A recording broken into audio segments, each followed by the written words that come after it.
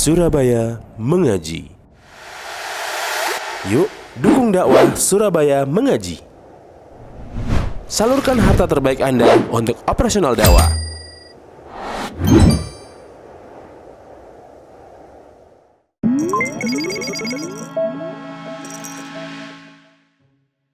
Ada sebuah pertanyaan yang dimana seorang bertanya, bagaimana caranya supaya Lebaran itu lebih bermanfaat dan lebih bermakna.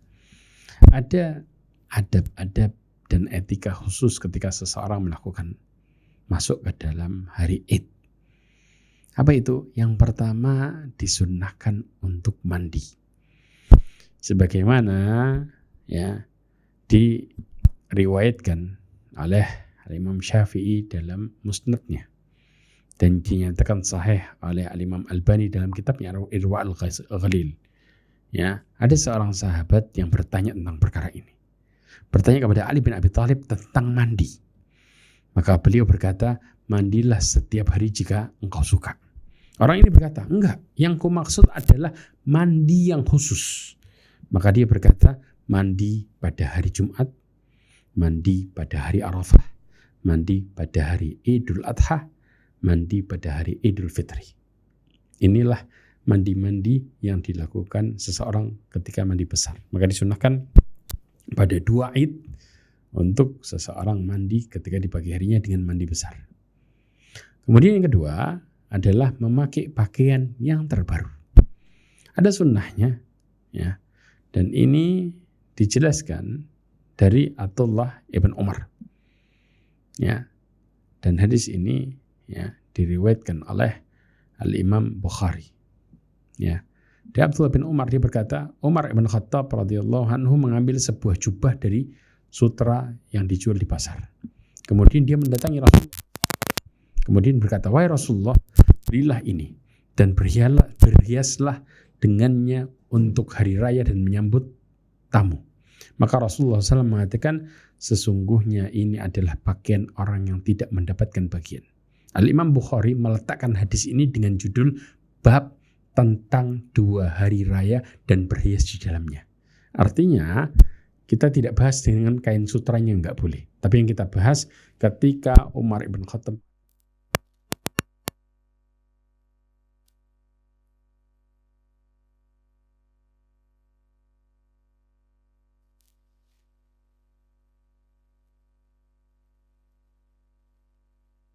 Al-Mughni ini menunjukkan bahwa berhias pada momen-momen seperti hari raya sudah sangat dikenal. Ya. Kemudian yang berikutnya, di antara sunnahnya adalah menggunakan wangi-wangian yang paling baik. Ya, diriwayatkan dari Abdullah bin Umar radhiyallahu anhuma bahwa sesungguhnya beliau mengenakan wangi-wangian pada hari raya Idul Fitri. Ya, sebagaimana di dalam kitab Ahkamul Idain disebutkan. Kemudian Ibnu Rajab Al-Hambali menjelaskan, Malik berkata, aku mendengar para ulama menyatakan disunnahkan berhias dan mengenakan wangi-wangian pada setiap Id. Dan Imam Syafi'i menyatakan itu sunnah. Ya. Kemudian juga yang keempat, yaitu disunnahkan bertakbir pada Idul Fitri sejak hilal terlihat. Berdasarkan firman Allah Subhanahu wa taala dalam surat Al-Baqarah ayat 185. Walitukmilul iddata walitukabbirullaha ala ma hadakum. Allah katakan, dan hendaklah engkau mencukupkan bilangan dan hendaklah engkau mengagunkan Allah atas petunjuknya yang diberikan kepadamu supaya la'allakum tashkurun, supaya kalian bersyukur. Ya. Kemudian dari sini ya, seseorang ketika berjalan menuju sholat Id, mereka disunnahkan untuk terus bertakbir. Ya, kalau Idul Adha, ya, maka takbir dimulai pada pagi hari Arafah sampai hari-hari tasyrik. Ya, kemudian juga yang kelima, ya, yaitu berkunjung. Telah menjadi kebiasaan masyarakat hari raya ini, ya, mereka berkunjung. Mayoritas ulama berpendapat disunnahkan pergi ke tempat salat, ia menempuh satu jalan dan pulang melewati jalan yang lainnya. Disunnahkan. Sebagaimana Dijelaskan oleh Jabir bin Abdullah radhiyallahu anhuma. Dia berkata, "Kana Nabi sallallahu alaihi wasallam idza kana yaum 'id khalafa at-tariq." Dikatakan bahwa Nabi sallallahu alaihi wasallam pada hari Id dia menempuh jalan yang berbeda antara pergi dengan pulang. Hadis riwayat Imam Bukhari. Maka dari sini Ibnu Hajar mengatakan bahwa hendaknya kita mengunjungi kerabat, baik yang hidup maupun yang telah mati. Ada pula yang mengatakan hendaknya bersilaturahim. Di dalam kitab Fathul Bari disebutkan. Yang keenam, mengucapkan selamat. Boleh kita berbagi, mengucapkan yang diperbolehkan. Yang paling utama adalah mengucapkan taqabbalallahu minna wa minkum.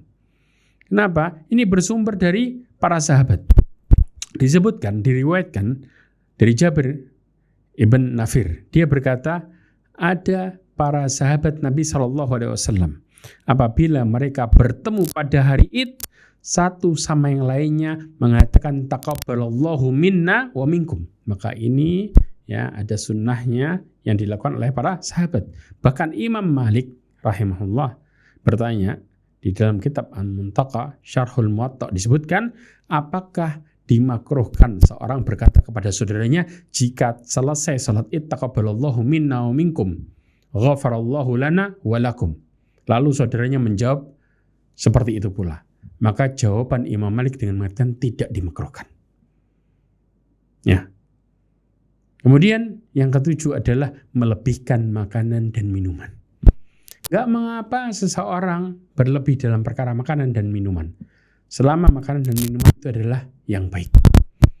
Disebutkan dari Nusaybah Al-Huzali radhiyallahu anhu, dia berkata Rasulullah sallallahu alaihi wasallam berkata, hari-hari tasyrik, ayyamut tasyrik ayyamul aklin wa syurb wa dzikrillah. Ya, bahwa hari-hari tasyrik adalah hari makan dan minum dan berzikir kepada Allah. Maka dari sini ini menunjukkan hari-hari itu merupakan hari-hari makan minum. Ya, kita boleh untuk makan minum di hari-hari itu dengan melebihkan supaya orang juga ikut makan dan minum. Kemudian juga permainan yang diperbolehkan. Disebutkan, diriwayatkan dari Aisyah dalam hadis Imam Bukhari dan Muslim, Rasulullah SAW mendatangiku, sedangkan padaku ada 2 orang budak, anak perempuan yang sedang menyanyi dengan lagu-lagu Bu'ath. Ya, maka beliau berbaring di atas tikar dan memalingkan wajahnya. Kemudian Abu Bakar datang dan langsung menghardikku dengan mengatakan seruling syaitan ada di samping Nabi SAW. Maka Rasulullah SAW menghadapnya sambil berkata, biarkan keduanya. Maka ketika dia lengah, aku isyaratkan keduanya untuk keluar. Kemudian dikatakan hari itu adalah hari raya.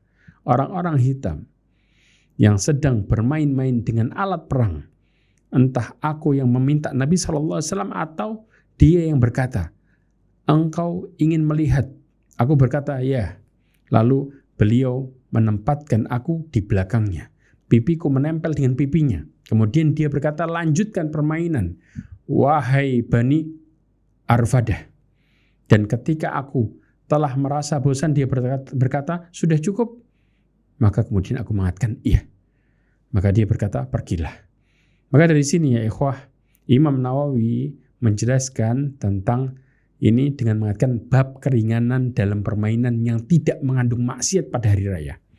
Bahkan Ibnu Hajar Al-Asqalani mengatakan hadis ini mengisyaratkan memberi kelapangan rizki kepada keluarga pada hari Id dengan berbagai macam bentuk yang dapat mendatangkan kesenangan jiwa. Ya, dan juga ketenangan badan setelah lelah beribadah. Akan tetapi meninggalkan hal ini lebih utama. Dalam hadis ini menunjukkan, menampakkan kegembiraan pada hari Id merupakan syiar Islam. Ya, dari sini ya ikhwah, ini menunjukkan bahwa seseorang itu ketika hari Id, bahkan Syekh Utsaimin mengatakan memberi hadiah, menghidangkan makanan, saling mengundang, berkumpul dan bergembira merupakan adat yang tidak bermasalah karena dilakukan pada hari Id. Karena pada dasarnya Rasulullah SAW memberikan keringanan selama contoh kita mendengarkan nasyid. Selama tidak ada musiknya maka tidak ada permasalahan di sini. Ya. Dan ini dilakukan pada hari Id dalam bentuk bergembira yang mubah. Jangan sampai bergembira yang mendatangkan kepada kemaksiatan. Wallahu a'lam bishawab wa akhiru da'wana alhamdulillah. Assalamualaikum warahmatullahi wabarakatuh.